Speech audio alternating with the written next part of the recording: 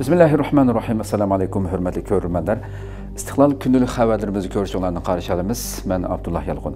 Programmamizda vatanimiz Sharq Turkiston va dunyo kun tartibidagi eng muhim xabarlarni huzuringizga sunamiz. Qaynamsiz diqqatinglar ekranimiz bo'lsin.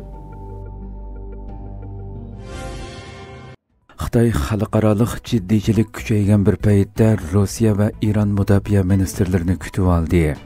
İsrailiya bilan İran o'rtasidagi 12 kunlik to'qinishdan keyin e'lon qilingan urush to'xtatish davomlashayotgan bir paytda Shanxay hamkorlik tashkilotining davlat mudofaa amaldorlari Qingdaoda bir yerga jam bo'ldi.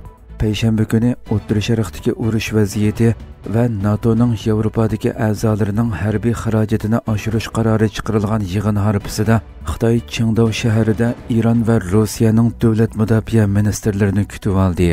Beijing uzundan buyon 10 a'zo davlatdan tarkib topgan Shanxay hamkorlik tashkilotini G'arb yetakchiligidagi kuchlar ittifoqiga qarshi tangponglashtiruvchi bir kuch sifatida namoyon qilishga va a'zo davlatlar o'rtasidagi siyosiy bexatarlik, savdo va fan texnika sohalaridagi hamkorlikni kuchaytirishga tirishib kelmoqda.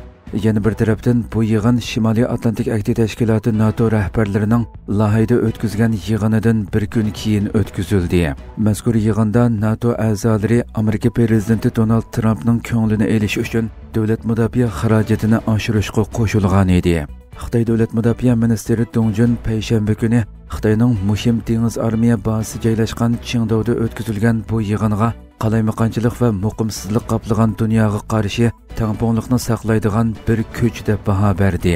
Xinhua agentligining xabariga qaraganda, chorshanba kuni Rossiya, Iran, Pokiston, Belorussiya va boshqa davlatlarning davlat mudofaa ministrlarini kutib olgan Dong Jun so'zida asrlik cho'ng o'zgarishlar tezlashayotgan bugungi kunda bir taraflamalik va qo'riqchilik yuksalmoqda.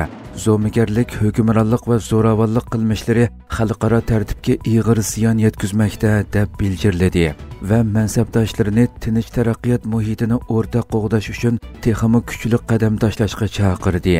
Yig'in jarayonida Dong Jun bilan ko'rishgan Rossiya davlat mudofaa ministri Andrey Belosov ikki davlat munosabatining tarixdan buyongi eng yuksak saviyaga yetganligini ta'kidlagan va so'zini davomlashtirib, davlatlarimiz o'rtasidagi do'stona munosabat har taraflama taraqqiy qilib, kuchli harakatchanligini saqlab kelmoqda deganlarni qayd qilgan. Gerçi Xitoy o'zini Rossiya-Ukraina urushida betaraf ko'rsatishga urinayotgan bo'lsa-mu, G'arb ellari Beijingning Moskvaga qaratgan zich iqtisodiy va diplomatik qo'llashining urushda hal qilg'uchi rol o'ynayotganligini ilgari surmoqda. Xitoy bilan Tayvan so'z urushini boshladi.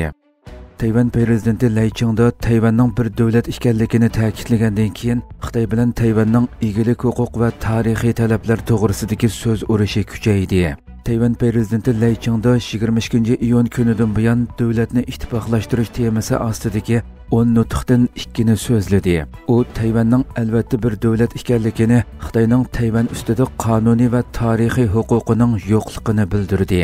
Xitoyning Tayvan ishlari ishxonasining bayonotchisi Zhu Fenglian 25-iyun Beijingda o'tkazilgan qarorlik muxbirlarni kutib olish yig'inida so'z qilib, Lai Ching-do va uning hukumatidan kelgan mustaqillik ig'vogarchilarining qat'iy qarshi turish tadbirlariga duch keladiganligini aytdi.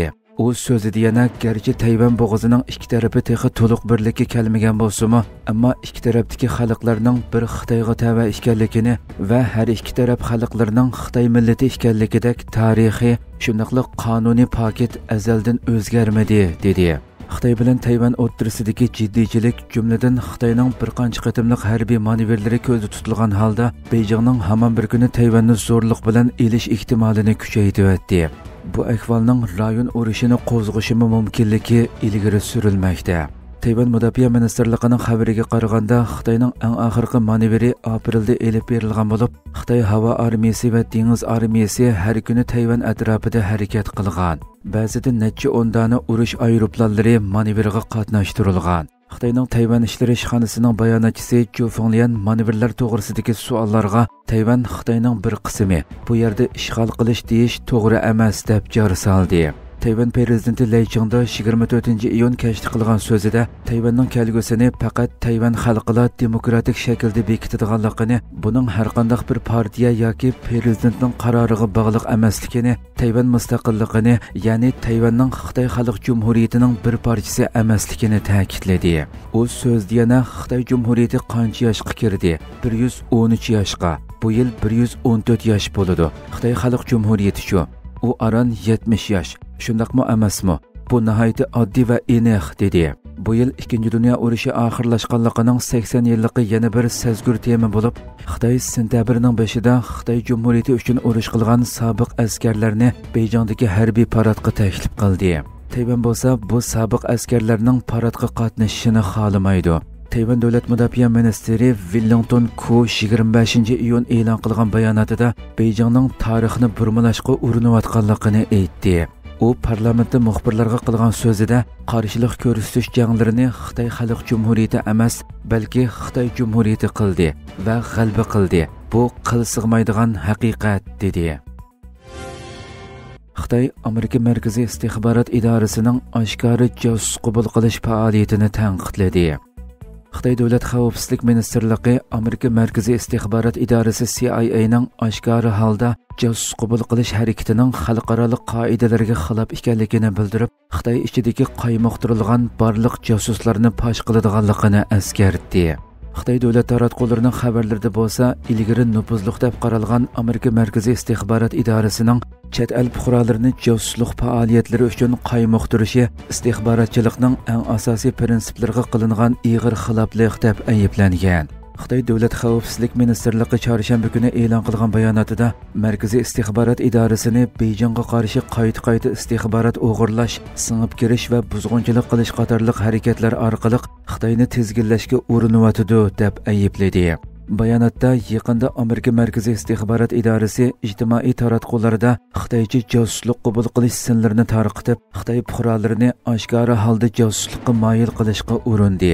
Bu puxta ishlangan e'lonlar Amerika istixborot organlarining aqlga sig'maydigan logikasini va vahimachilik xiyollarini to'liq namoyon qilib berdi, deyildi.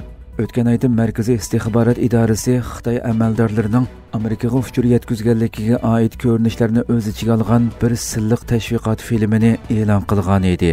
Buningga qarata Xitoy Tashqi ishlar ministrligi CIA'ni Xitoy xodimlarini oshkora holda sadoqatini o'zgartirishga qudratganligi uchun qattiq ayblab, Beyjingning tashqaridagi Xitoyga qarshi kuchlarning singib kirish va buzg'unchilik harakatlariga qarshi barliq zarur tadbirlarni qo'llanadiganligini bildirgan edi. Xitoy yana yaqinqi yillarda Xitoyning davlat xavfsizlik organlarining Xitoy ichidagi CIA'ning istixborot torlariga ajallik zarbalarni berganligini bildirdi. Bayonot yana bu xil oshkora yo'llar bilan qaymoqtirilgan har qanday xoin yoki ichki josus Xitoy davlat xavfsizlik organlari tomonidan cho'qim fosh qilindi va jazoga tortiladi. Amerika Markaziy istixborot idorasi tabiiy holda mag'lubiyat patqiqiga texmi cho'nqur petib ketadi deb jar selingan. G'azza va Sharq Turkiston temasida ilmiy muhokama yig'ini o'tkazildi.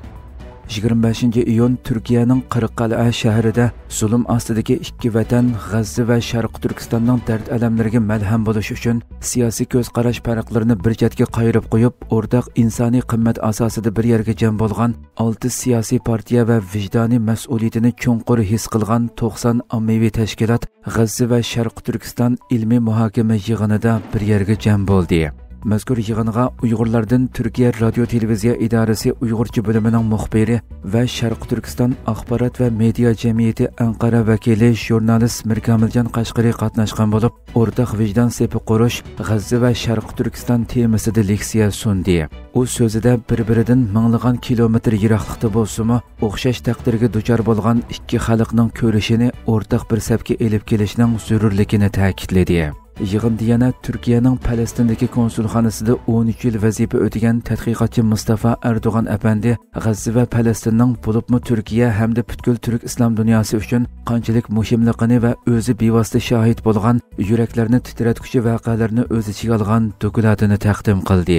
Yig'inning eng gavdalik nuqtasi bo'lsa, qatnashuvchilarning 16 strategik xizmat guruhiga bo'linib, o'rtaq aql yurgizishi bo'lib, har bir guruhga Palestin va Sharq Turkiston uchun diplomatiya, madaniyat, iqtisod va insonparvarlik yordami sohalarida qaysi ishlarni qilg'ili bo'ladiganligi haqida yo'l xaritasini o'z ichiga olgan intayin puxta dokumentlarni tayyorlab chiqqan.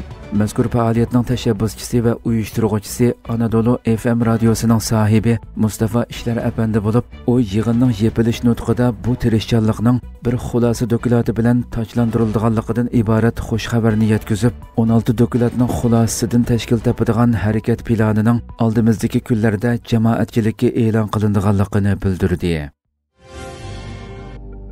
Hurmatli ko'ruvchilarimiz, shunday qilib bugungi xabarlarimiz mush yerda oxirlashdi. Atigi programmamizni ko'rishguncha omon bo'linglar. Assalomu alaykum va rahmatulloh.